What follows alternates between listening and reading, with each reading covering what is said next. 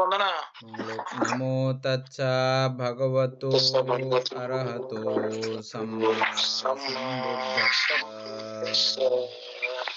জগৎপূজ্য মহাকারণিক তথাগত সম্যক সম্বুদ্ধ শ্রীচরণে কৃতজ্ঞ প্রণাম নিবেদন করে প্রজ্ঞাপারমিতে অংশগ্রহণকারী সকল উপাসক উপাসিকাগণের নিরোগ দীর্ঘায়ু সুখী জীবন তথা জ্ঞানবিমণ্ডিত জীবন কামনায় শুরু করতে চলেছি আজকের অভিধর্ম চর্চা ক্লাস। সাধু সাধু সাধু।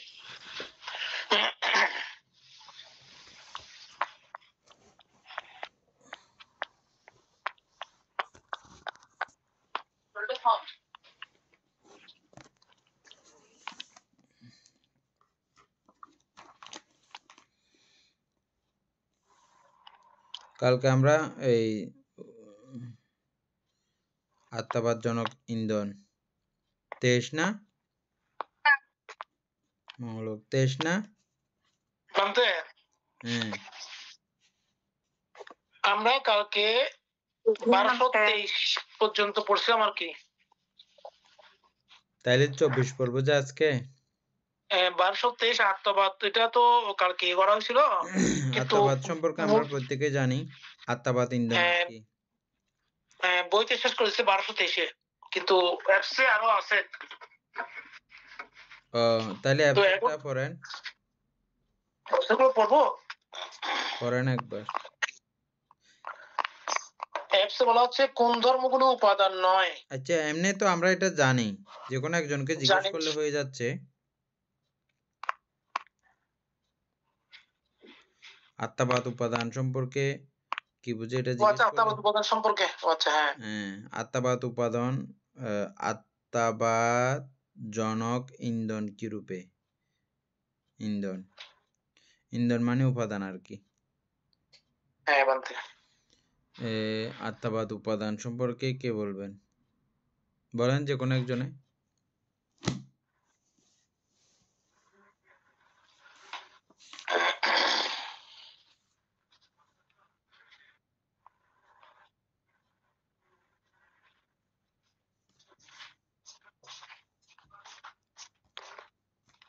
সুকুমার বাবু বলেন।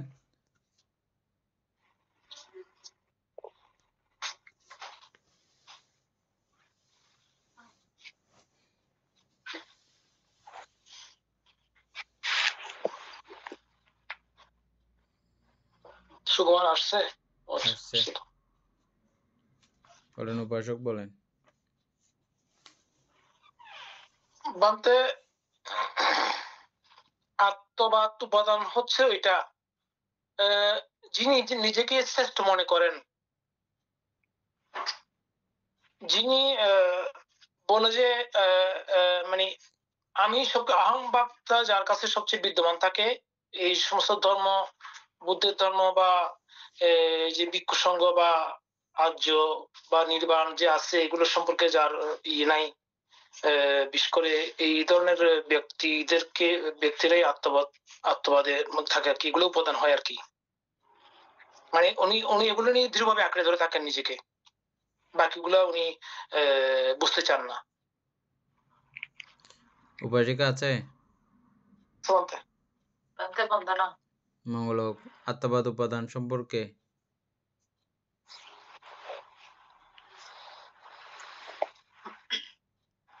বলতে আমরা আমিত্ব ধারণার মাধ্যমে যে উপাদানগুলো তৈরি করি, আমাদের চিত্ত যে উপাদানগুলো হয়, ওগুলোই তো আত্মাবাদ উপাদান মনে হয়। উপাসক আরেকটু এবার ক্লিয়ার করে বলেন। উপাসিকা সহজ করে দিয়েছে। মানে সেটাই তো বললাম নাকি? আমার বলা অশুদ্ধ হয় নাই? আরেকটু ঠিক করে বলেন এবার।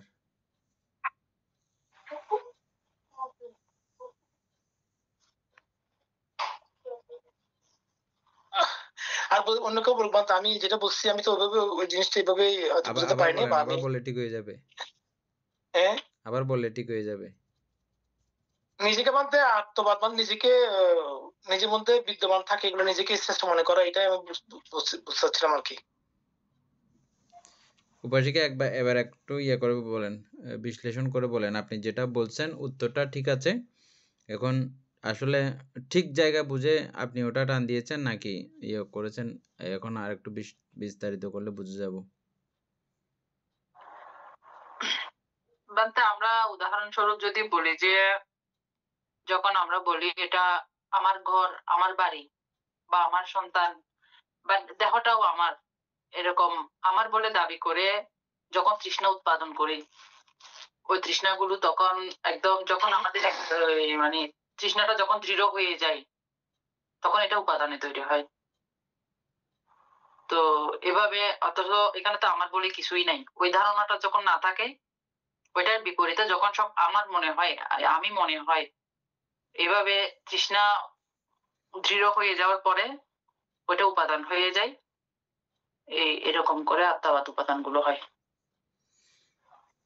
এগুলো জন্ম দেয়। এটা সেজন্য উপাসকের সঙ্গে একই রকম হয়েছে।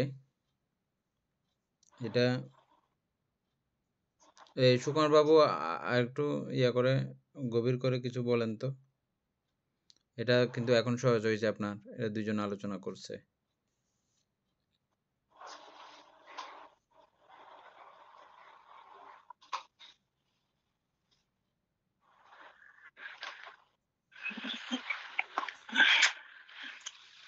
আরো গভীর করে বানতে, এখন গভীর করে তো আসতেছে না। মানে নিজেকে বানতে অর্থাৎ যে আত্মা সম্পর্কে জানে আর কি, অর্থাৎ যে এই রূপকে আর কি, রূপকে আত্মা হিসেবে দেখে আর কি বানতে, অথবা নিজের নিজ আবার শুধু রূপকে না বানতে শরীরকেও নিজের বলিয়া মনে করে আর কি। হ্যাঁ, শুধু শরীরকে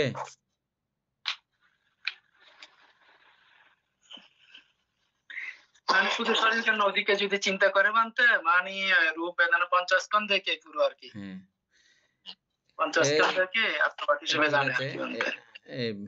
দূরে উপাসক আশা করে বুঝে গেছেন। এখানে আত্মা অনাত্মা বলতে আমরা তো পুরো বিষয়গুলোকে কেন্দ্র করে এগুলো আত্মা অনাত্মার কথা নর্মাল, এগুলো স্থূলভাবে এগুলো, কিন্তু সূক্ষ্মভাবে সূক্ষ্ম থেকে সূক্ষ্মাতি জায়গাতে আমরা পৌঁছে গিয়েছিলাম পড়তে পড়তে। এখানে বেদনাও নিজে একটা কিছু মনে করে। হ্যাঁ, এভাবে আমরা প্রত্যেকটা জায়গাকে দেখেছিলাম। ওরা এককভাবে ক্ষমতায়ন করতে চায়, কিন্তু আসলে তারা যে ক্ষমতায়ন জীবিত ইন্দ্রিয়, সে ক্ষমতাশীল, নিজে ক্ষমতাশীল দেখায়। যখন তাকে বিশ্লেষণ করা হয়, তুমি কার বলে নাচো, ও মুখ লুকাইয়ে বলে যে আমি আরো 6 জনের বলে নাচি। এভাবে প্রত্যেকে ওরা অনাত্মা হিসাবে প্রকাশ করে, মালিকত্বহীন হিসেবে তারা প্রত্যেকেই প্রমাণ করে দেয়। বুঝা গেছে? অর্থাৎ সংক্ষেপে বলতে গেলে পঞ্চস্কন্ধ পুরোটাই, ওই পঞ্চস্কন্ধের কোনো স্কন্ধই ওরা আত্মা বলে দাবি করার মতো ক্ষমতা রাখে না। সবগুলোকে মিলিয়ে আমি নামক অবস্থা আমার মধ্যে তৈরি করি আমি। পরে এটা অনেক উপরের লেভেল, মানে স্থূল লেভেল।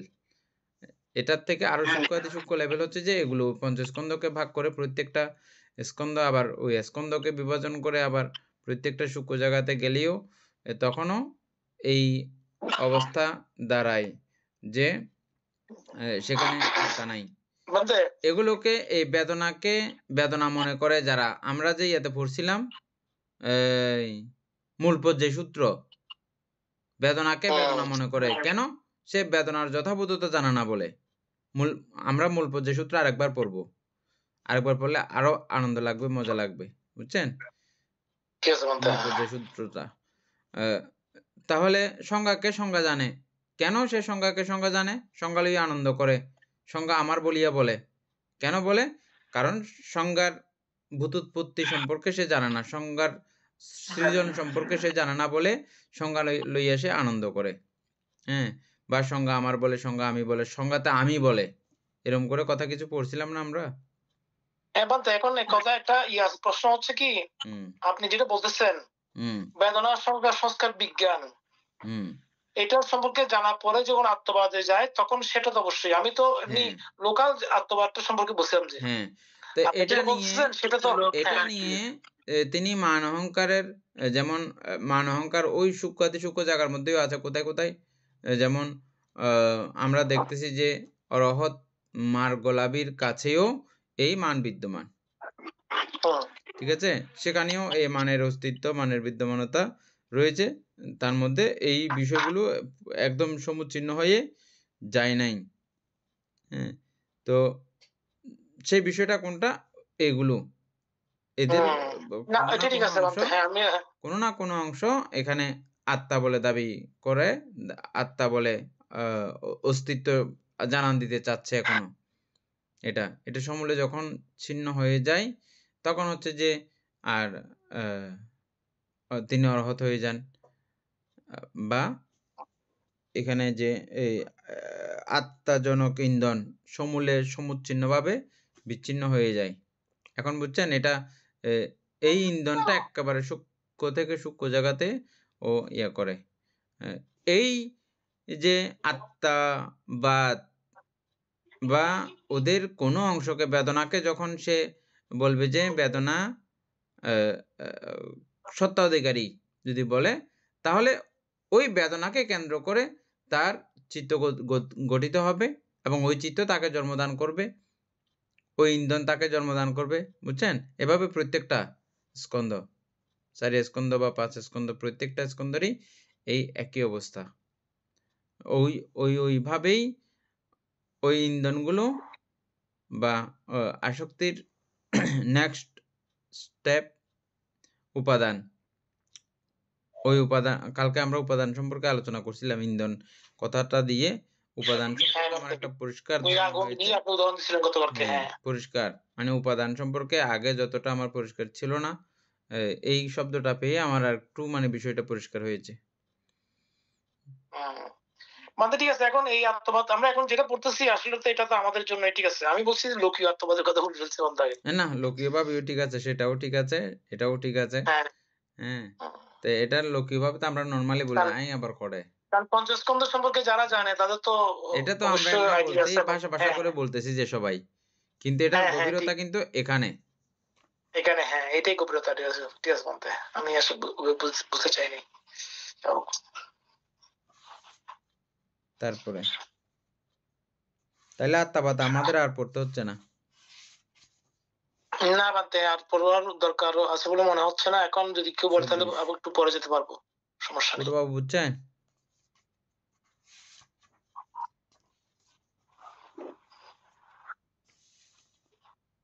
ঠিক আছে। 24 উপাসক 24 পড়ে। কোন ধর্মগুলো উপাদান নয়? পূর্বোক্ত সেই উপাদান ধর্মগুলো বাদে বাদ বাকি অকুশল ও অব্যাকৃত কামবচর উপবচর অরূপবচর লোক ধর্মগুলো পঞ্চস্কন্ধ 28 প্রকার সমস্ত রূপ অশিষ্ট ধাতু নির্বাণ এই ধর্মগুলো হচ্ছে উপাদান নয়। এখন তো বলেছি না বান্ত আবার কোন ধর্মগুলো উপাদান নহে? সেই ধর্মসমূহকে বাদ দিয়া অবশিষ্ট কুশল অকুশল অব্যাকৃত ধর্মসমূহ কামবচর রূপবচর অরূপবচর অপ্রতিপন্ন বেদনা স্কন্ধ পূর্ববৎ বিজ্ঞান সর্বপ্রকার রূপ অসংস্কৃত ধাতু এই ধর্মসমূহ উপাদান নহে।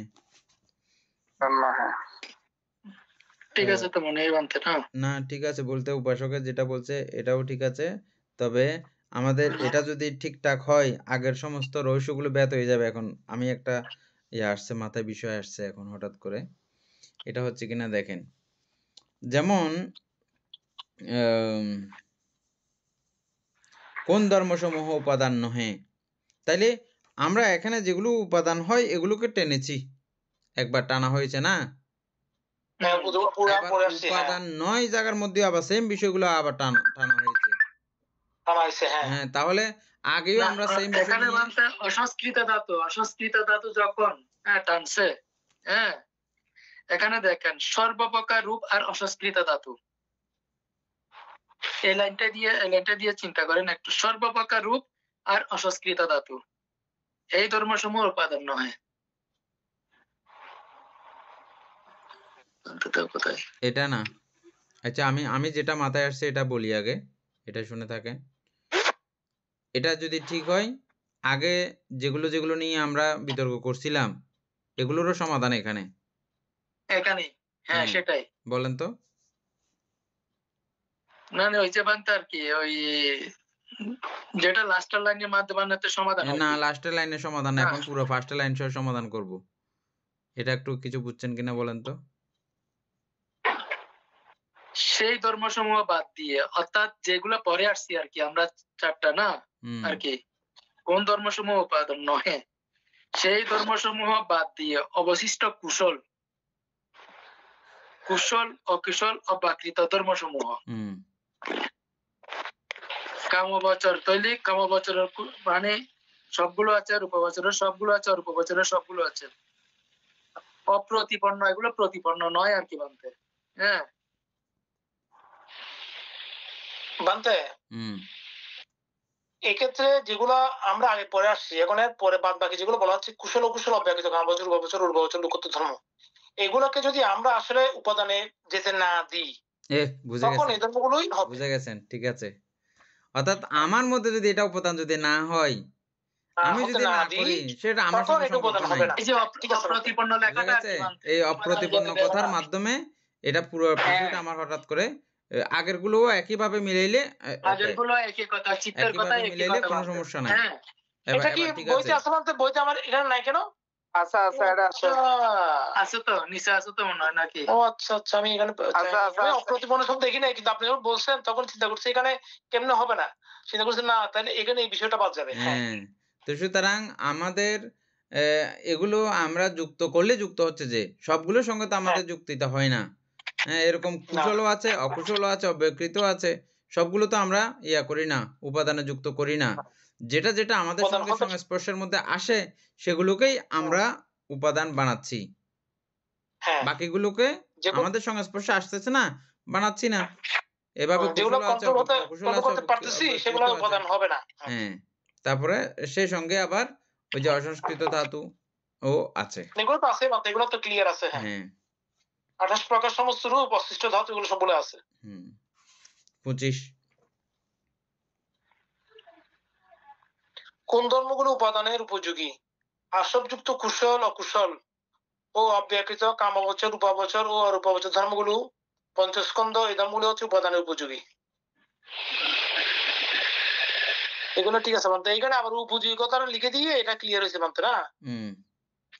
আর আমরা আগে মধ্যে আমাদের বুঝতে আসে নাই, কেন যায় না, একই বিষয় অথচ এরকম তো। এরকম এটা বারবার বলে, মানে এটা মানে এমন এমন মুহূর্তে করে বোঝা যায়, একদম পরিষ্কার হয়ে যায়, আবার একবার কোন রকম ঢুকে গেলে আবার এটা যায়ও না, আবার না আর যাবে না এখন মানতে। আপনি এটা রিপিট করার কারণে মানতে আমি চিন্তা করছি না এখানে কেমনে হয়, তাহলে এরকম করলে হবে না, অবশ্যই হবে না, ঢুকছে আর কি। যাও তাহলে বাকি সবগুলো একই, আমরা তো অনেক পরে বুঝছিলাম, কিন্তু এগুলো এই জায়গাটায় বুঝি নাই না, তাই না বলতে? এখন সব ঠিক ক্লিয়ার হয়েছে। কোন ধর্মগুলো উপাদান সংযুক্ত, কোনগুলো বিযুক্ত? আত্মপ্রত্যয় বাকি সবগুলো সেম মানতে। কোন ধর্মগুলো যুগপৎ উপাদান ও উপাদান উপযোগী, কোন ধর্মগুলো উপাদান উপযোগী কিন্তু উপাদান নয়? এগুলো সব একই মানতে। আর কারো যদি কোনো বুঝার থাকে আমরা আলোচনা করতে পারবো, আর নাইলে আমরা চলে যাবো। 35 দিলে হবে।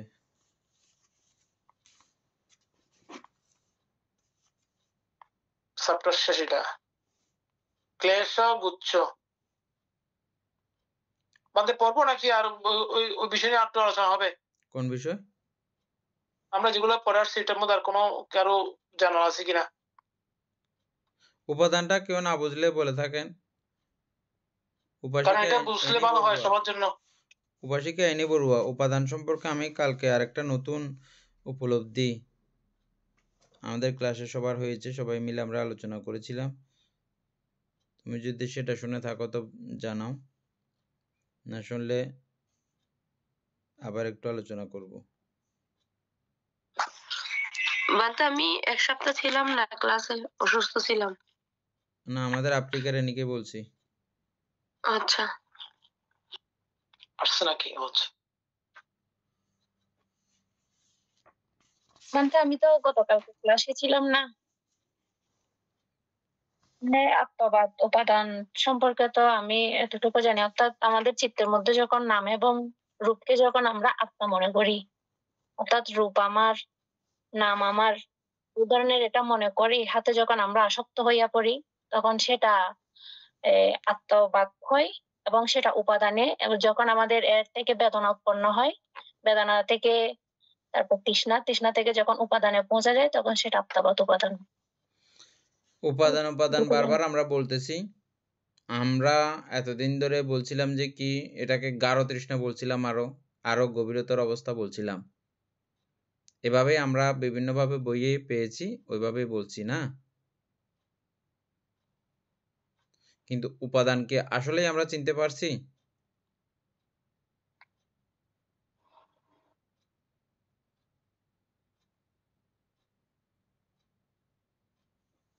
কইনি। বলতে উপাদান যখন, অর্থাৎ তৃষ্ণা যখন অনেক বেশি হয়ে যায় তখন সেটা উপাদানে পৌঁছায়, অর্থাৎ তখন আমরা সেটা বুক করে ফেলি বা ওই ধরনের না উপাদান। এই ধরনের আগে আমরা জানতাম, হ্যাঁ, কিন্তু এটা ভুল জানা ছিল আমাদের। এটা হচ্ছে যে ইন্ধন। ইন্ধন বলতে আমরা কি বুঝি? ইন্ধন শব্দটার কারণে এই আলোচনাগুলো স্পষ্ট হয়েছে, না হলে এটা অজানা থেকে যাইতো। ইন্ধন বলতে কি আগুনের খুব সূক্ষ্ম অতি সূক্ষ্ম অংশ, ছোট ক্ষুদ্র একটা আগুনের কণা, মানে পুরোটা ইয়া রয়ে গেছে, ছাই হয়ে গেছে পুরোটাই, কিন্তু ছোট একটা আগুনের টুকরো একটা রয়ে গেছে। আমি ছাইটা ফেলে দিলাম কোথায়? ক্যারেট টালের মধ্যে ফেলে দিলাম ছাই মনে করে, কিন্তু ওই যে গুঁড়ো একটা আগুনের টুকরো একটা রয়ে গেছে, ওই ইন্ধন। এটা যখন ঠিকঠাক উপাদান পাবে, একটু একটু বাতাসও যখন পাবে, মানে খের কুটা এগুলো যখন পাবে, আবার দাও দাও করে জ্বলে উঠবে। ঠিক আছে? ঠিক একই রূপে এই আসক্তি আপাতত আমরা তৃষ্ণা যখন হয়ে গেছে, তৃষ্ণা পর্যন্ত এদূর পর্যন্ত আমরা চিনেছি। এটার পরবর্তীতে এটা সূক্ষ্ম হয়ে আমাদের চিত্ত ছাপ নিয়ে নিয়েছে, ছবি নিয়ে নিয়েছে, সেভ করে রেখে দিয়েছে। এই সেভ করে রেখে দেওয়া অবস্থাটাকেই বলা হয় যে মূলত উপাদান। এই সেভকৃত বিষয় আবার যখন পুনরায় সেম বিষয়ের সঙ্গে এভাবে সংঘর্ষিত হবে, এটা আবার দাও দাও করে জ্বলে উঠবে। যেটার ইয়ে হবে রাগের হলে রাগের, হিংসার হলে হিংসার, হ্যাঁ, দাও দাও করে আবার জ্বলে উঠবে। এখন বোঝা গেছে ইন্ধন জিনিসটা কি বা উপাদান জিনিসটা কি? সুযোগ পেলে তো তখন এটা মানে এটা আমার কাছে জমা হয়ে গেছে। আমি এটাকে যখন তৃষ্ণায় যুক্ত করেছি, তৃষ্ণাগ্রস্ত হয়েছি, ওই যে যবনে গিয়ে, যবনের কার্যক্রম হচ্ছে যে তৃষ্ণা পর্যন্ত। এটা যবনে যখন গেছে, এটা ইয়ে হয়ে গেছে, এবার উপাদানে পৌঁছে গেছে। তার মানে কি এটা সেভ করে নিয়ে ফেলছে আমাদের চিত্ত। আর যখন সেভ হয়েছে এরপরে ভব হবে আর কি, উপাদানের পরে ভব না, ওই উপাদানের কারণে ওই ভব, উপাদান মানে সেভ করা অবস্থা, ভব মানে ওই সেভকৃত বিষয়গুলোকে মানে জন্মবীজ হিসাবে ও পরিণত করে ফেলছে, জন্মের বীজ। তারপরে ভবর পরে হচ্ছে যে কি জাতি, এরপরে জাতি হয়ে যায়।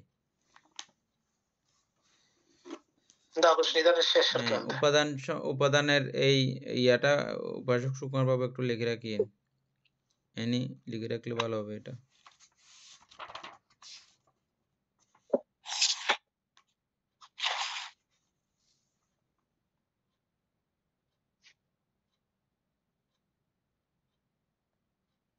উপাসক।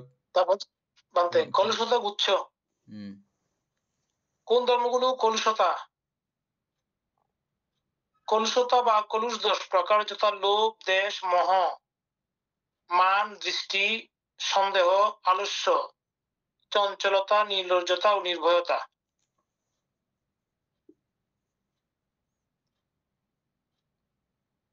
হ্যাঁ, এই 10 প্রকারের হচ্ছে যে দশক্লেশ। বলতে 36। আচ্ছা, তাই লোভ সম্পর্কে এখানে বিস্তারিত বলা হয়েছে। লোভ, লালসা, অনুনয়, অনুরোধ, খুশি। এটা আমরা একবার পড়েছি, খুশি আর পড়তে হবে কি? না, মনে হয় না পড়তে হবে। এটা আমরা তো সবাই জানি লোভ সম্পর্কে। তারপরে দেশ সম্পর্কে আমরা পড়েছি, আর পড়তে হবে কি? বিশাল বড় বড় এগুলা। দেশের মধ্যেও আছে, দেশ সম্পর্কে আমরা পড়েছি। তারপরে মোহ, মোহ সম্পর্কে আমরা পড়েছি, আর পড়তে হবে কি? মোহ সম্পর্কে জানা হয়েছে। মান, মান ও মানও পড়া হয়েছে মানতে। মান তো তারপরে কিছুক্ষণ যদি আগে হয় আমরা তাহলে এখন মান। পড়ে আসলাম। হ্যাঁ, ওই মান মানে স্থূল অবস্থা থেকে একদম সূক্ষ্ম অবস্থা পর্যন্ত এগুলো সবগুলোই মান। হ্যাঁ, মানতে। বেদনাকে বেদনা মনে করাই মান। জীবিত ইন্দ্রিয়কে বা জীবিত ইন্দ্রিয়কে জীবিত ইন্দ্রিয় করা মনে করাই মান। তারপরে মান এবং আত্মার সঙ্গে এগুলো তেমন একটা, আত্মাবাদের সঙ্গে তেমন একটা ডিফারেন্স নেই, প্রায় সেম।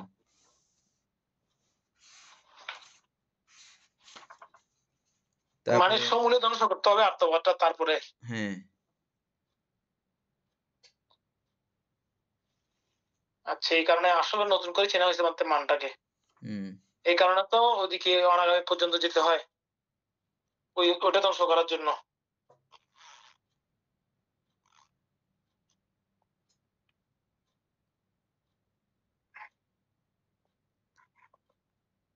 আচ্ছা, এখন কি দৃষ্টি পড়বো না? দৃষ্টিও তো পড়া হয়েছে মানতে। দৃষ্টিও তো আমরা জানি।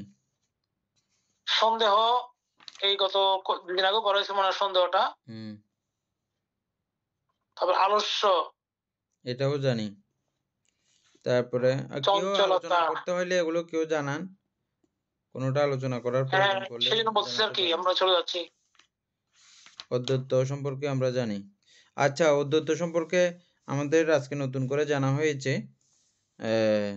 অদ্বৈত সম্পর্কে অদ্বৈত কিন্তু অকুশল চৈতসিক, ঠিক আছে? এটা নিয়ে আমরা অনেক কিছু আজকে জানলাম। আমাদের শ্রদ্ধেয় পকেন্দ্র ভান থেকে আমরা প্রশ্ন করেছি, আমি করিনি অবশ্য, এনি করেছে। তো ভান্তে খুব সুন্দর করে এটার সবিস্তারে ব্যাখ্যা করেছেন সুন্দরভাবে। এনি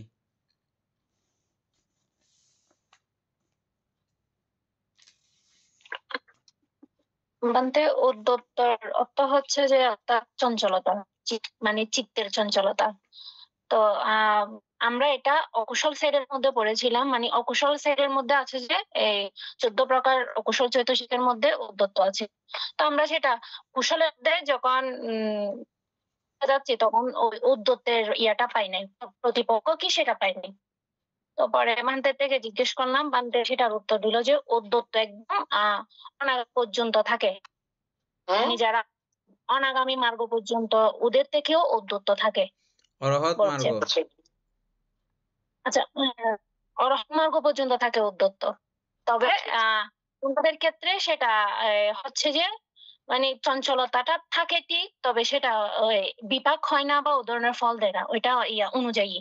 মানে উনাদের থেকে সেটা কমে যায় অনেকাংশে।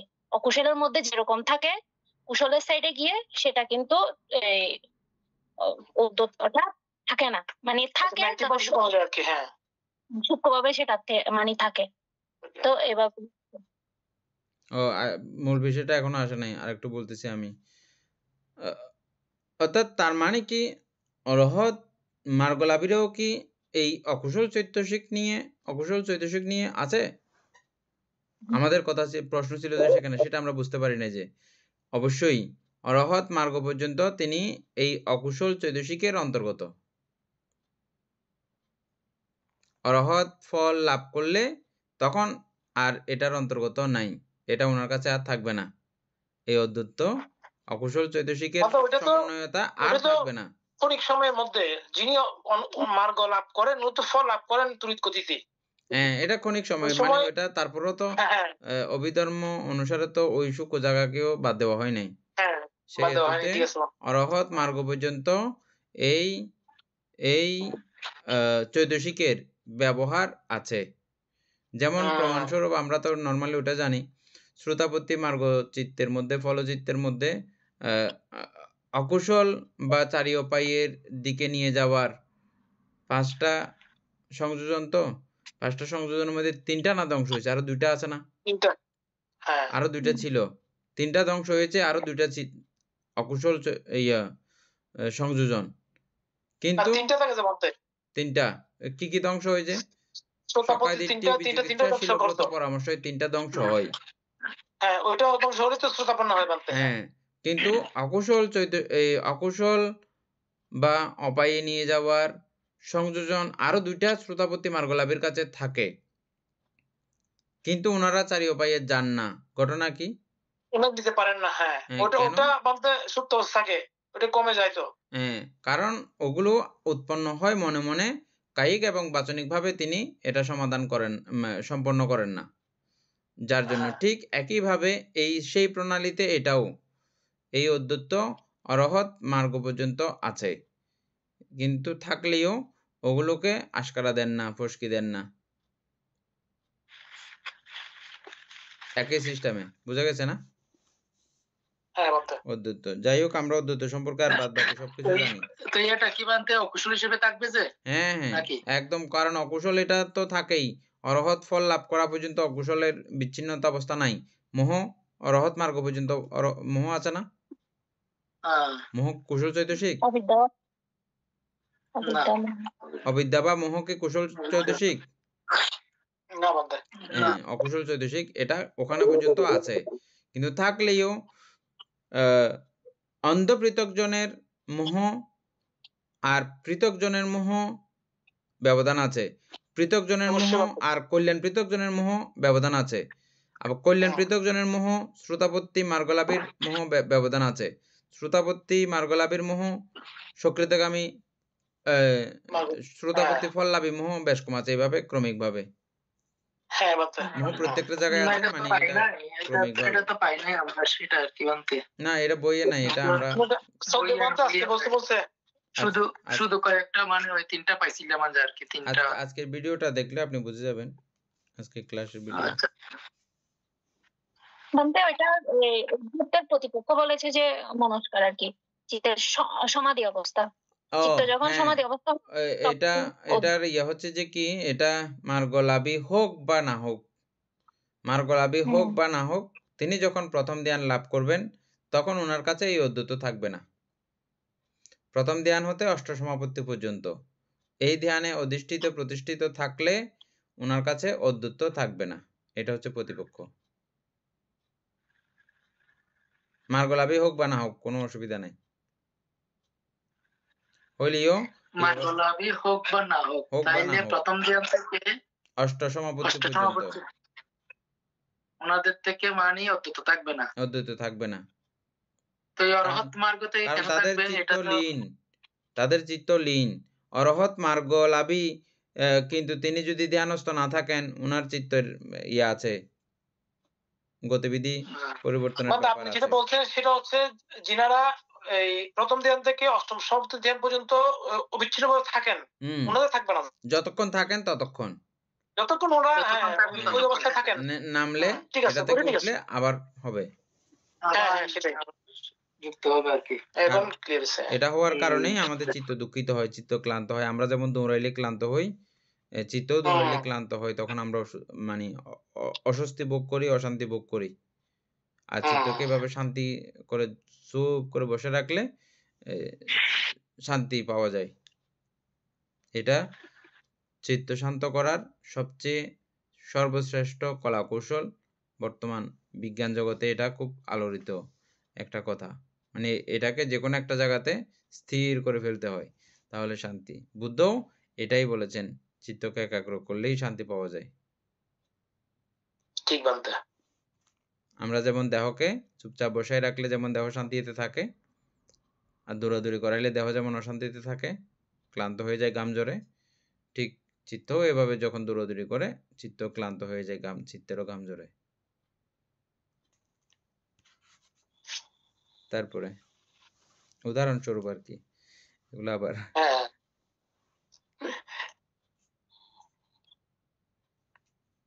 আচ্ছা, চঞ্চলতা, নির্লজ্জতা কিরকম? নির্লজ্জতা মানে হচ্ছে যে ওইটা পাপে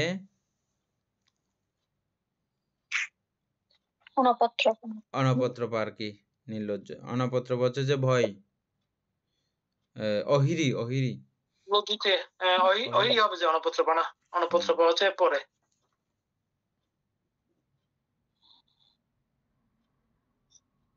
নির্ভয়তা, এই নির্ভয়তা হচ্ছে যে অনপত্রপা। অনপত্রপা, হ্যাঁ ৪৫। মানে ভয় আর এটা লজ্জা। আচ্ছা, আর কোন ধর্মগুলো কলুষতা নয়? যে ধর্মগুলো উৎপন্ন হয় এগুলো যদি কলুষতা না করার প্রচেষ্টা হয় তখন কলুষিত হবে না, নাইলে কলুষিত হবে। এই তো ওই অনুযায়ী আমরা একটা যেটা বুঝলাম। কোন ধর্মগুলো কলুষতাজনক? যেগুলা ঠিক আছে, আরগুলো পড়তে হবে নাকি? প্রজ্ঞা থাকবে না, হ্যাঁ সেগুলোই। আর সবগুলো একই। কোন ধর্মগুলো কলুষিত, ক্রুশসংযুক্ত, বিযুক্ত? আচ্ছা, তাহলে এখানে 61। এখানে এটা কি এত বিশাল বড় করে দিয়েছে বলতে? ওই একই জিনিসগুলোকে পুরো টানছে আর কি। 57 কোন ধর্মগুলো যুগবোধ কলুষতা ও কলুষতা সংযুক্ত, এটা বিশাল করে দিয়েছে অ্যাপসে। আচ্ছা, বইও বিশাল তো। বই বিশাল না, বইতে পেতে গিয়ে আমি। আচ্ছা, তাইলে বলতে এখন আমরা সরাসরি সম্পূরক দিকে যাবো যে 61 1261 সম্পূরক দিকে।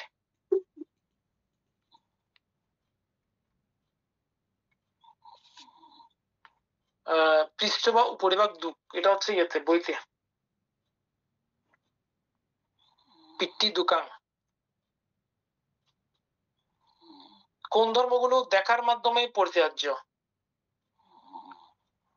3টি সংযোজন যথাসৎকারী দৃষ্টি বা আত্মবাদ, সন্দেহশীল ও ব্রতে শুদ্ধির মিথ্যা ধারণা। দেখার মাধ্যমে পরিত্যাজ্য বুঝে নেই বলতে? এই যে আমরা এগুলো যে দেখলাম, এখানে দেখলাম না আমরা এটা পড়তে তো দেখলে তো পরিত্যাজ্য। দেখার মাধ্যমে আপনি এটার ভয়ঙ্করতাগুলো দেখে আপনি এটা পরিত্যাজ্য করতেছেন না? ওটা না, আমি দেখা বলতে আমি বর্ণ হিসেবে দেখা বলতে, রূপ হিসেবে দেখা, ওই দেখা তো নয় তাহলে। না, দেখা মানে হচ্ছে ওইভাবে দর্শন আর কি, এটাকে জ্ঞানের চোখে দেখা। জ্ঞানের চোখে দেখার মাধ্যমে। কারণ এটা তো মূল বিষয়, সেজন্য বললাম যে তো ঠিকই আছে কথাটা। কারণ এই যে আমরা এই বই পড়ার আগেই আমরা কি জানছিলাম যে এই বই পড়তেই কি লাভ হয়? শ্রোতাপত্তি মার্গফল সহ অরহত ফল পর্যন্ত লাভ করা যায় এই বই পড়লে। আবার বিপাশনা আচরিত না হইলে অরহত মার্গফল লাভ করা যায় না, বা শ্রোতাপত্তি মার্গফল লাভ করা যায় না, এটাও ঠিক। তাহলে তার মানে কি এই বই পড়তে আপনার বিপাশনাও হবে এবং এই যে দেখার যে ব্যাপারটা বলা হচ্ছে এখানে এটাও হবে।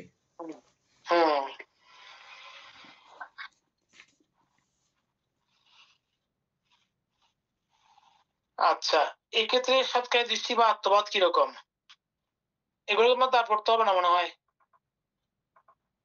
সন্দেহ কিরকম, শিল প্রতিশুদ্ধি মিথ্যাদনা কিরকম,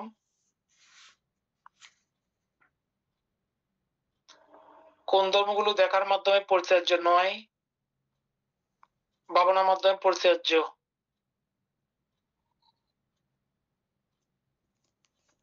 কোন ধর্মগুলো দেখার মাধ্যমে পরিত্যাজ্য নয়, ভাবনার মাধ্যমে পরিত্যাজ্য, এটা একটু পড়েন। দুইটাই বলবো বলতে, কোন ধর্ম দেখার মাধ্যমে পরিত্যাজ্য নয়, পূর্বোক্ত সেই দেখার মাধ্যমে পরিত্যাজ্য ধর্মগুলি বাদে বাদ বাকি কুশল অকুশল ও অব্যকৃত কামাবচর, রূপাবচর, অরূপাবচর ও লোকোত্তর ধর্মগুলো বেদনা, সংজ্ঞা, সংস্কার, বিজ্ঞান, 28 প্রকার সমস্ত রূপ অসৃষ্ট ধাতু নির্বাণ, এই নামগুলি হচ্ছে দেখার মাধ্যমে পরিত্যাজ্য নয়। এটা কিভাবে মিলাবেন? ওই সেম সূত্র ধরে, ওইভাবে হ্যাঁ, সেম এই জন্য সূত্র তো ধরে বলতেছি। মিলাইলে মিলে যাবে, নাইলে তো আর মিলানোর হ্যাঁ, কোনো হ্যাঁ। ভাবেই না, এখানে ওই উপায় নেই। সূত্র ছাড়া মিলবে না বলতে, ওইটাই তো হতে হবে, নাইলে তো হবে না। হুম আমরা তো চিন্তা করে খুব পাই না, কারণ ওনার প্রত্যেকটাতে দুইটা বইতে সেম লিখছে তো। হুম আচ্ছা, কোন ধর্মগুলো ভাবনার মাধ্যমে পরিত্যাজ্য? বাদ বাকি লোভ, দেশ ও মোহ। উক্ত তিনটির কোনো একটির সঙ্গে সম্পর্কযুক্ত কলুষতাগুলো। উক্ত তিনটির সঙ্গে যুক্ত বেদনা, সংজ্ঞা, সংস্কার, বিজ্ঞান। উক্ত তিনটি হতে উৎপন্ন কায়িক কর্ম, বাচনিক কর্ম ও মানসিক কর্ম। এই ধর্মগুলি হচ্ছে ভাবনার মাধ্যমে পরিত্যাজ্য। অবশ্যই এগুলো ভাবনা ছাড়া পরিত্যাজ্য হওয়ার কথা নয়।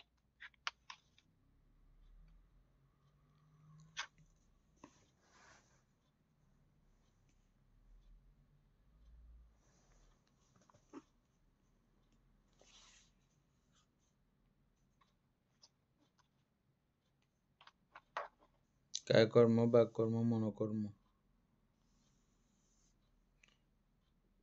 বান্ধে কায়কর্ম, বাক্যকর্ম, মনোকর্ম এই ধর্মসমূহ ভাবনা করিয়া পরিত্যাগ করা উচিত।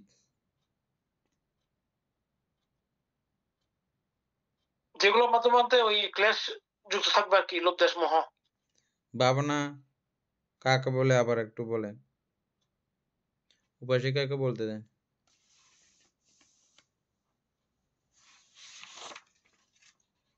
বলতে বিদর্শন ভাবনা, এমনি ভাবনা, বিদর্শন ভাবনা না। ভাবনা মানে ভাবিত করা, ভাবিত করা মানে কি? উপাসক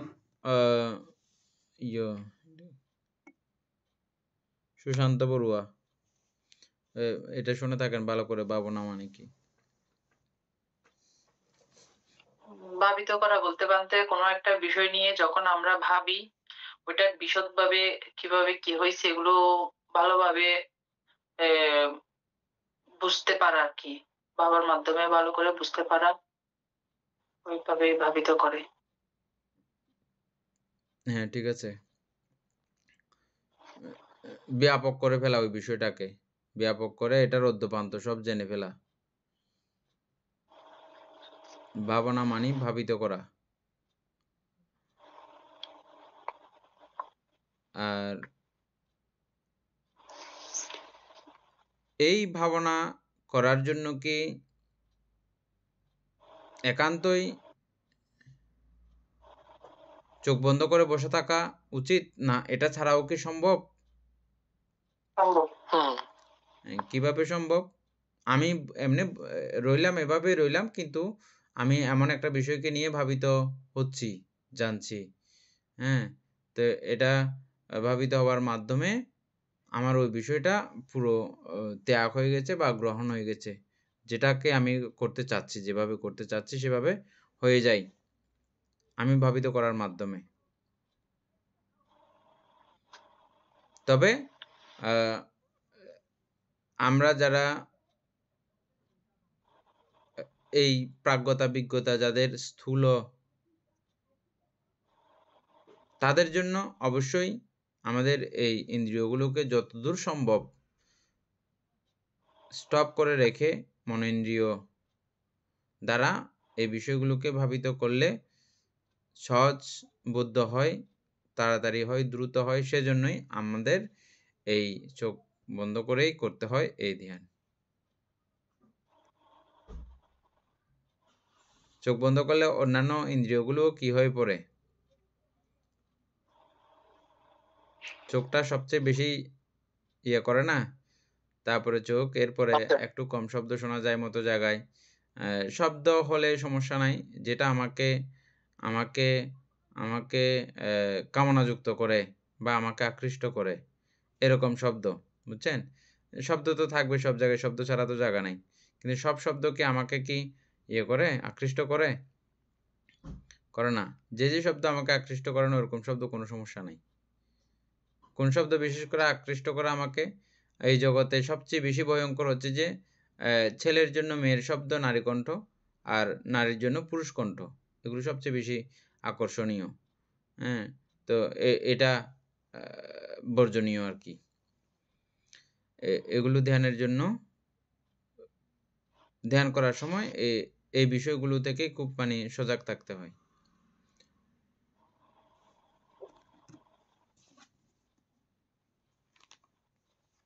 এরপরে কোন ধর্মগুলো ভাবনার মাধ্যমে পরিচর্যা নয়?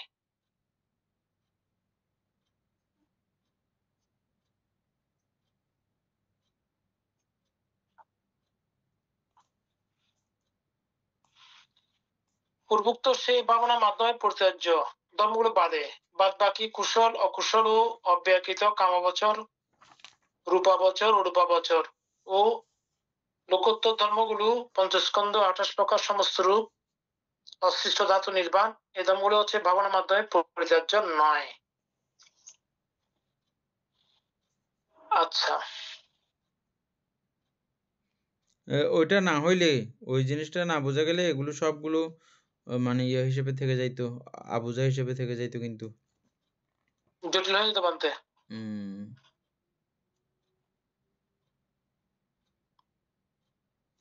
তারপরে তাহলে তো এটা পুরো আর কিছু না এখানে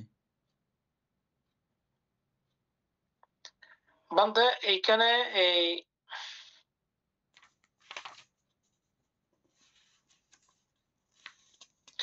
পরিচর্য নয়, এটা একটু করে ইয়ে করলে ভালো হবে। কোন ধর্মগুলো ভাবনার মাধ্যমে পরিচর্য নয়? অর্থাৎ যেগুলো যেগুলো আমাকে সমস্যা করেছিল, এগুলো না আমি পরিত্যাগ করব বা পরিত্যাজ্য করব আমি। তো এরকম কুশল ধর্ম এই ব্যাপারগুলো আছে, সেমভাবে এগুলো আমার সঙ্গে সম্পর্কিত নয়, আমি এগুলোকে পরিত্যাজ্য করতে যাবই বা কেন? আগের সূত্র ধরে আর কি, দেখেন আবার সেমভাবে আগের সূত্র ধরে বানতে, ঠিক আছে বুঝছি, কিন্তু এখন মূলত ভাবনার মাধ্যমে পরিচর্য করার জন্য তো আমাদের মানে মুক্ত হতে হলে তো আমাদের ভাবনার মাধ্যমে পরিচর্য করতেই হবে, তাই না? লোভদেশ মোহকে কুশল মুক্ত হতে হবে, মানে ক্লেশ মুক্ত হতে হবে। তো এইটা যদি করতে হয় তাহলে এই কথাটা এখানে কেন আসলো? পরিচর্য না করলে তো আমরা মুক্তি পাবো না। আমি একটা উদাহরণ দিই। উদাহরণটা আমি শুনছিলাম কোনো হিন্দু খুব মানে ভালো, উনি ইউটিউবের মধ্যে দেখতেছি, খুব ভালো ইয়ে আছে ওনার কাছ থেকে। উনি গৌতম বুদ্ধ সম্পর্কে কিছু কথা বলেছেন।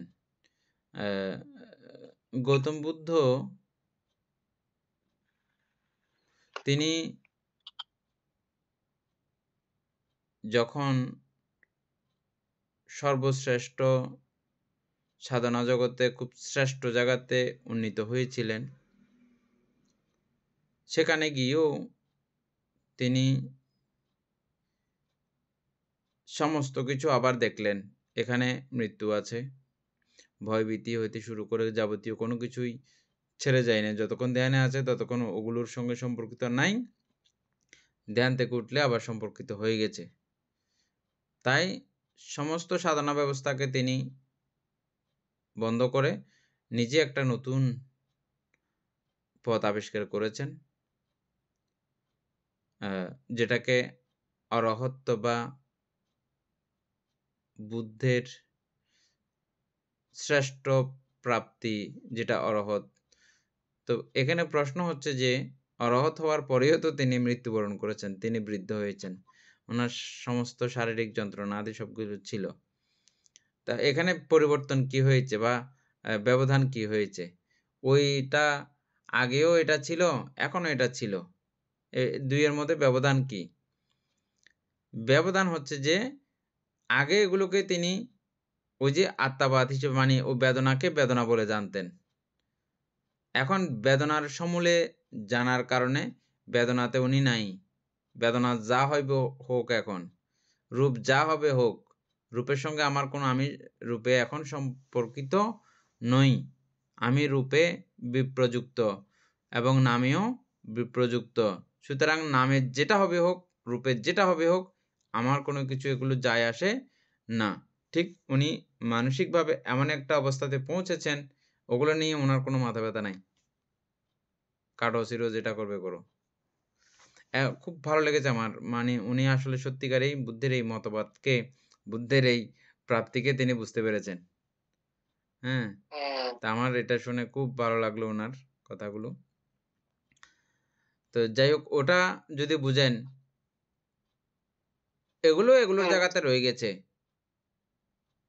রূপের জায়গায় রয়ে গেছে, নামের জায়গায় রয়ে গেছে, যেটা জায়গায় রয়ে গেছে, জাস্ট আমি মন থেকে এগুলোকে আমি ত্যাগ করেছি। যে আমার যতগুলো সঙ্গে আমার আকৃষ্টতা ছিল, যতগুলোর সঙ্গে আমি এতদিন বন্দীপনা হিসেবে ছিলাম, সমস্ত বন্দিদশাকে আমি আমার বন্দিদশা, আমার শিকলগুলো ভেঙে ফেললে হয়ে গেছে। আরও দুনিয়ার শিকল টাল পড়ে রয়েছে, সেম বিষয়, কিন্তু এগুলো আমি চিনি নাই। আমি মুক্ত হওয়া দরকার, আমি মুক্ত হয়েছি। বুঝছেন এখন? না, আপনার কথাটা মানতে বুঝছি অবশ্যই, কিন্তু কথা হচ্ছে আমার যেটা এখন পর্যন্ত 100তে 100 ক্লিয়ার হচ্ছে না, সেটা হচ্ছে মানে মনে করেন আমি মুক্ত হলাম, এখন আমি মুক্ত হলাম, কিন্তু সেম আমার মতো দশা আপনারও আছে, আমার মতো দশা আপনারও আছে। বুঝছেন? সেম আমার কাছে কুশল অকুশল অব্যকৃত সবগুলো আছে। হ্যাঁ, তো এগুলো থেকে আমি মুক্ত হয়েছি, কিন্তু আপনারটা তো আমি মুক্ত করি নাই, আপনারটা তো রয়ে গেছে। তো সেগুলো আমি আমার ভাবনা দ্বারা এগুলো আমি আপনাকে কখনো মুক্ত করা সম্ভব না। এগুলো তো রয়ে গেছে, যেগুলো আমার সঙ্গে সম্পর্কিত নয় সেগুলোকে আমি দেখব না, দেখার বিষয় না আমার।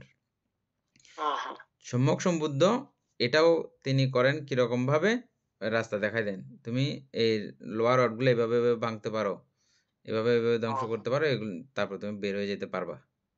তা আপনি যদি না ভাঙেন, না কাটেন, আপনি কোত্থেকে বাইর হবেন? জেলে থাকবেন সব সময়। এই হতে সে পর্যন্ত। তাইলে বলতে এখন ফাইনালি সেটা হচ্ছে কি, ভাবনার মাধ্যমে পরিত্যাজ্য নয়। আগের সূত্র সেম, আগের সূত্রটা সেম। না, আগের সূত্র এখানে মিলতেছে না মানতে। বলেন। আমি বলি একটু করে, আমি বুঝতে পারতেছি না কি আমি কি প্রশ্ন করতেছি। কারণ বোঝানোর মধ্যে আমার ওই দক্ষতা নাই বলতে যাই না, এটা নৌপশিকা পারে। এই ধর্মগুলো হচ্ছে ভাবনার মধ্যে পরিত্যাজ্য নয়। আমি বুঝতে চাচ্ছি এটা, যেমন ধরেন আমরা একটা পর্যায়ে গিয়ে আমাদের মধ্যে কি ভাবনা করতে হবে না, কোন পর্যায়ে অরত মার্গ লাভ করলে ফেললে ওই পর্যন্ত আমাকে ভাবনা করতে হবে, তাই না? ভাবনা না করলে আমি তো এগুলো পরিত্যাগ করতে পারবো না মানতে। আচ্ছা, বুঝছি আপনার কথা। আরেকটা আমার প্রশ্ন সেটাই মানতে, আমি কিছু ছাড়তে পারবো না তো মানতে। বুঝছি। যেমন আমি ভাবনা দ্বারা আমি সবগুলো কিন্তু ত্যাগ করলাম, কিন্তু আমি রূপ তো আমার কাছে রয়ে গেছে। না, রূপ তো রয়ে গেছে, রূপ তো এটা তখন তো রূপ, ওটা তো আর মনে থাকবে না মানতে, এটা তো থাকবে না মাথায়। রয়েছে এবং সমস্ত পঞ্চস্কন্ধের পুরো ব্যাপারটা সবকিছু রয়ে গেছে। হ্যাঁ, উপাদান নাই যে, বুঝা গেছে? আমরা নির্বাণ দুই প্রকার, তো দুই প্রকার। উপাসিকা বলেন তো দুই প্রকার নির্বাণ গুলো। সুপাদি শেষ নির্বাণ, অনুপাদি শেষ নির্বাণ, এগুলো না? হ্যাঁ, এগুলোর একটু বর্ণনাটা বলেন। একটা হচ্ছে যে মানে আমি অরহত, কেউ একজন অরহত তো উনি এখনো জীবিত আছেন, ওটা হচ্ছে যে সুপাদি শেষ নির্বাণ। আর নির্বাণের পরে একেবারে মৃত্যুবরণ শুদ্ধ হয়ে গেলে, নির্বাণ হয়ে গেলে ওটা অনুপাদি শেষ নির্বাণ। স্বপদিশেষ নির্বাণটা আবার আরেকটু বিস্তারিত করেন, এটা বুঝে গেলে উপাসক বাকিরা আপনার প্রশ্নের উত্তর সমাধান। না বলতে, এটা বুঝছি বলতে, আমি স্বপদিশ বলতে উনার দেহ থাকা অবস্থায় যখন উনি নির্বাণ সুখ লাভ করবেন, তখন এটা স্বপদিশের নির্বাণ হয় না। উত্তর উপাসিকা থেকে একটু শুনেন। আচ্ছা, আপনি হয়তো বলতে চাচ্ছেন যে মানে অর্থাৎ একজন অরহত প্রাপ্ত হওয়ার পরে ওনার চিত্তগুলো উৎপন্ন হয় বা রূপ নামটা থাকেই, তো ওনার নতুন করে কোনো উপাদান হয় না। উপাদান না উপাদান মুক্ত অবস্থা, আর সবগুলো ওনার কাছে আছে, সবকিছু আছে, এটা তো বলতে বুঝছি, তাইলে আমি হ্যাঁ। এখনো বুঝতে পারিনি বলতে আপনাকে। ও তা আবার বলেন আমার তাইলে। প্রশ্ন বুঝতে পারিনি। হ্যাঁ আপনি যেটা বলছেন সেটা আমি বুঝছি।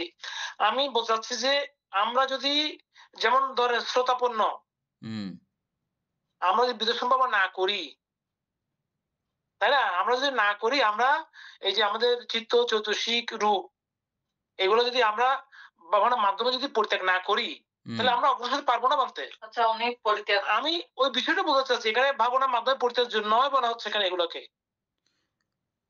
অপরিত্যাজ্য নয় বলতে আপনি মানে এগুলো ভাবনা করলেও প্রশ্নটা হচ্ছে যে এখানে ভাবনা করলেও এগুলো মানে যা যা পরিত্যাগ করেছেন তো করেছেন, বাদ চিত্ত বাকিগুলো থেকে হবে আমার, হ্যাঁ, অবশ্যই, এগুলো হ্যাঁ। রয়ে গেছে, এগুলো পরিত্যাজ্য হবে না, পরিত্যাগ হবে না। কখন পরিত্যাগ হবে?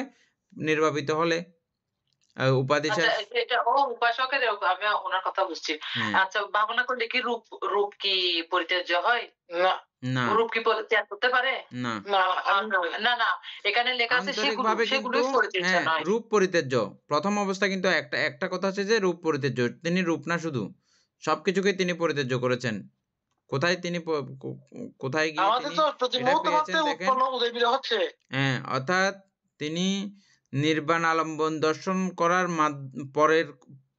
পরেই তিনি নির্বাণকে উপলব্ধি করেছেন পুরো পরিপূর্ণভাবে। না, নির্বাণকে উপলব্ধি কখন করতে পারে বা কখন তিনি নির্বাণ প্রাপ্ত হন? যখন তিনি সর্বকিছু থেকে আলাদা। বিচ্ছিন্ন হয়ে পড়েন, তখন তিনি হুম। হয়েছেন। এটা এক দৃষ্টিকোণ, এটা ঠিক। আবার এটা তো ওই চিত্তগত দৃষ্টিকোণ ভাবে। থেকে ওটাও ঠিক যে এটা পরিত্যাজ্য নয়।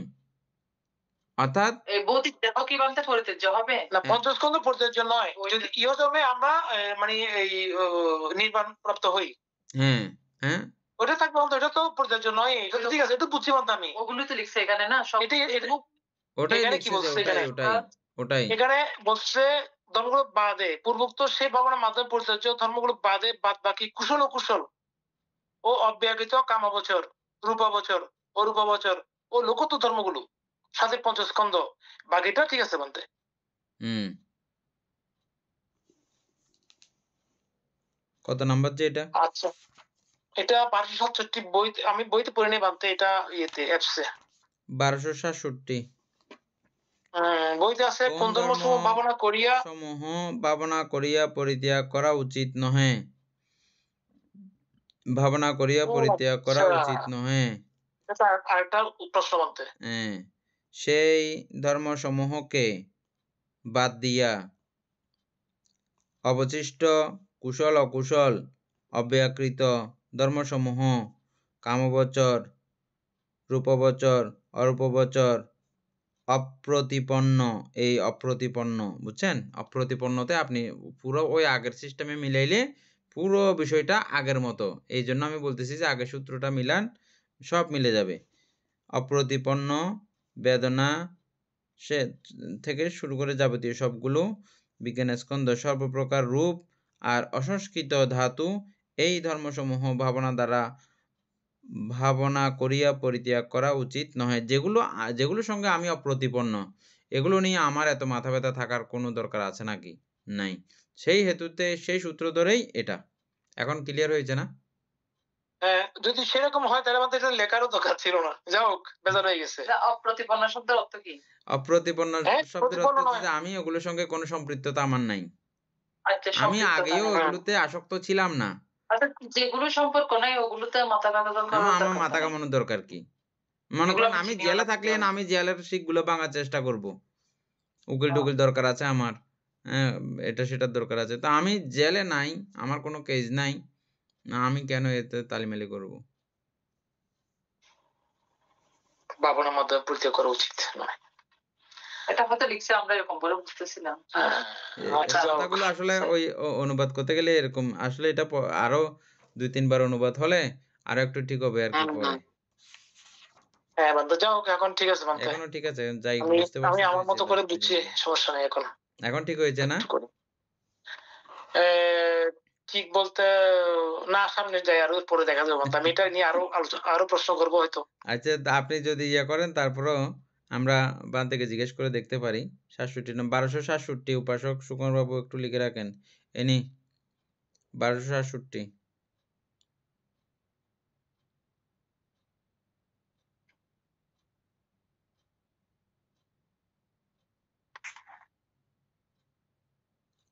এনে লেখা হয়েছে আজকে সময় শেষ হয়ে গেছে। আজকে সময় শেষ হয়েছে।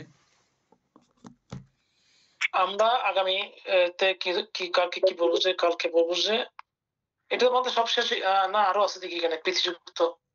আচ্ছা এখানে প্রথম ইয়ারের বিষয় আছে মনে হয়। আচ্ছা ঠিক আছে। হ্যাঁ,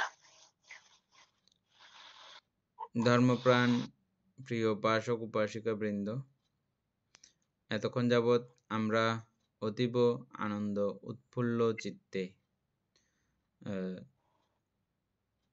প্রতি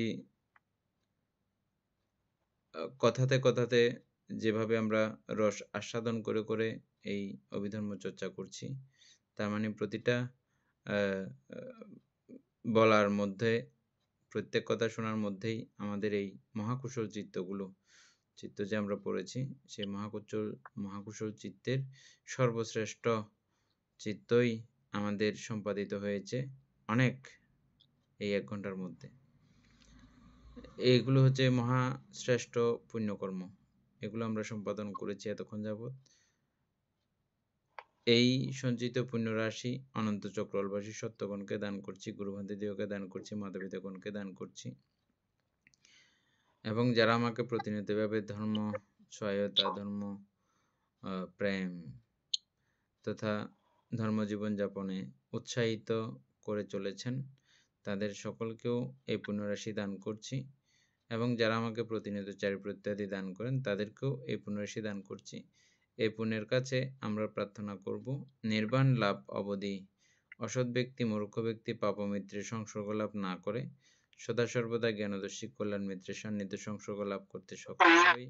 এইরূপ সাধু কামনা পোষণ করে আজকের মতো ক্লাস এখানেই সমাপ্ত করছি। সাধু সাধু সাধু বন্দামি বন্ধে দরতেনা কথা সব্বাঙ্গা পরাদাং ক্ষমাতুমি বন্ধে দ্বিতীয়ম্পি বন্দামি বন্ধে দরতেনা কথা সব্বাঙ্গা পরাদাং ক্ষমাতুমি বন্ধে তৃতীয়ম্পি বন্দামি বন্ধে দরতেনা কথা সব্বাঙ্গা পরাদাং ক্ষমাতুমি বন্ধে। সাধু অভিবাদনশীল লজ্জা নিচ্ছং বড্ডপচৈনু চত্তরো ধম্ম বড্ডন্তি আয়ুবন্ন সুখং বলং आयु आरोग्य संपत्ति सग्ग संपत्ति मेव च अथो निब्बन संपत्ति इमेनाते समिज्जतु ते। साधु साधु साधु।